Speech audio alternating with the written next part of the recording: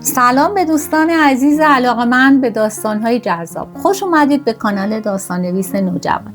همونطور که میدونید در اینجا ما داستان‌های جذاب را برای گروه سنی شما نقد و بررسی میکنیم. رمانی که امروز میخوایم براتون بررسی کنیم رمانی از پرل باک، نویسنده آمریکایی هستش که برنده جایزه نوبل ادبیات در سال 1938 است. این رمان زندگی زنی روستایی در چین پیش از انقلاب رو به تصویر میکشه. این زن که نامش در داستان ذکر نمیشه با همسر، 3 فرزند و مادر شوهر پیرش در روستای کوچیک زندگی میکنه. پس از ترک ناگهانی همسرش اون مجبور میشه به تنهایی مسئولیت خانواده رو به عهده بگیره و در مزرعه هم کار کنه و از مادر شوهرش مراقبت کنه و همینطور فرزندانش هم بزرگ کنه. این داستان نمایانگر تلاش‌ها، فداکاری‌ها و چالش‌های زنی هست که در جامعه سنتی و مردسالار برای بقای خانواده‌اش و حفظ اون داره می‌جنگه. نقد این داستان رو ما میخوایم انجام بدیم. از نظر شخصیت پردازی میتونیم بگیم که پرل باک با مهارت شخصیت اصلی رو به تصویر میکشه، به طور که خواننده با احساسات، نگرانی‌ها و امیدهای اون میتونه هماهنگ باشه. ما از این قسمت از 10 امتیاز 9 امتیاز رو به شخصیت پردازی میدیم.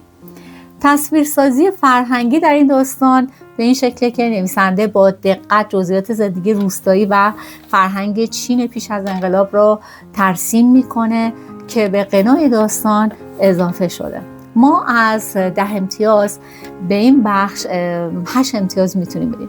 تم‌ها و مفاهیم رمان به موضوعاتی مانند فداکاری، نقش زنان در جامعه، تاثیر خرافات و سنت‌ها بر زندگی فردی و جمعی میپردازه که از 10 امتیاز 8 امتیاز میگیره.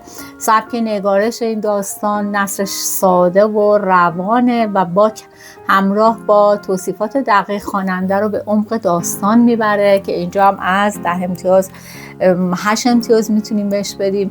تاثیرگذاری به چه شکل؟ داستان تأمل برانگیز خواننده رو به تفکر درباره موقعیت زنان در جوامع سنتی و چالش‌های اونا وامی داره که ما از 10 امتیاز 8 امتیاز هم به این بخش میدیم.